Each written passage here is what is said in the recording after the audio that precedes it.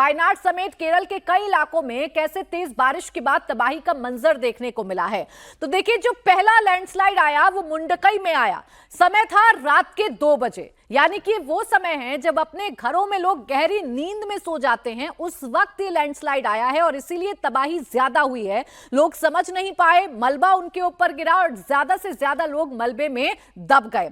जो दूसरा लैंडस्लाइड आया वो चूरामाला में आया और इसका भी जो समय था वो तड़के सुबह का था। सुबह 4:10 पर यह लैंडस्लाइड आया और यहां पर भी तबाही का मंजर देखने को मिल रहा है।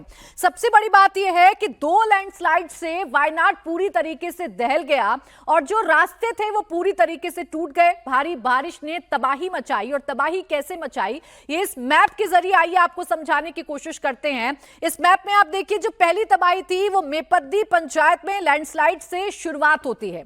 जो दूसरी तबाही है इस मैप में देखिए, ये वो केंद्र रहा जहां पर लैंडस्लाइड हुई है, वो मुंडकई पहुंचा लैंडस्लाइड का कहर। और जो तीसरी लैंडस्लाइड हुई जिसके बारे में कहा जा रहा है वो पॉइंट यहां पर रहा। ये वायनाड के नक्शे में आप देख रहे हैं, ये जगह है चूरलमाला जहां एक और लैंडस्लाइड हुई। चूरलमाला शहर पूरी तरीके से बर्बाद हो गया है। इन 3 जगहों पर एक के बाद एक लैंडस्लाइड की घटना होती है और इन तीनों ही जगह को ये लैंडस्लाइड बर्बाद करके चला जाता है।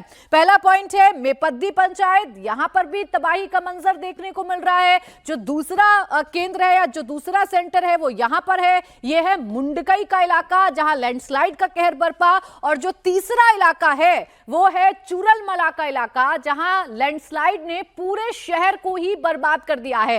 यानी घर तबाह हो चुके हैं। अधिकतर जो घर हैं वो मिट्टी में मिल चुके हैं। जो थोड़े बहुत घर का स्ट्रक्चर आपको तस्वीरों में नजर भी आएगा वो सिर्फ ढांचा मात्र रह चुका है। इतनी बुरी तरीके से कुदरत ने अपना कहर बरपाया है। 158 लोगों की जान अभी तक जा चुकी है।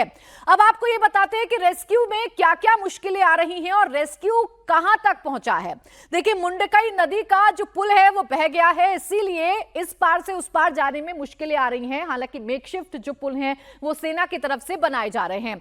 रेस्क्यू के लिए रोपवे का सहारा लिया जा रहा है क्योंकि सड़कें टूट चुकी हैं। कोई भी साधन नहीं है आपका तबाही वाले मंजर तक पहुंचने के लिए। इलाके में अभी भी लगातार बारिश हो रही है और जब बारिश हो रही है तो जो मिट्टी नीचे जमा हो गई है वो फिसलन वाली मिट्टी हो चुकी है, वो दलदल वाली मिट्टी हो चुकी है, इसलिए दिक्कतें हो रही हैं। हेलीकॉप्टर से रेस्क्यू में मुश्किलें हो रही हैं क्योंकि बारिश हो रही है। बारिश होगी तो हेलीकॉप्टर से दिक्कतें आएंगी। बिजली सप्लाई पूरी तरीके से ठप हो चुकी है। प्रभावित इलाकों में कई फीट कीचड़ जमा हो गया है और ये कीचड़ ऐसा है कि किसी की भी जिंदगी को लील सकता है। इसलिए रेस्क्यू ऑपरेशन की जो रफ्तार है वो तेज नहीं हो पा रही है। वो रफ्तार जो है वो बढ़ नहीं पा रही है, धीमी रफ्तार है। और अभी तक 158 लोग अपनी जान गंवा चुके हैं। कई ऐसी जिंदगियां हैं जो मलबे के नीचे दबी हो सकती हैं, जिनकी तलाश लगातार जारी है।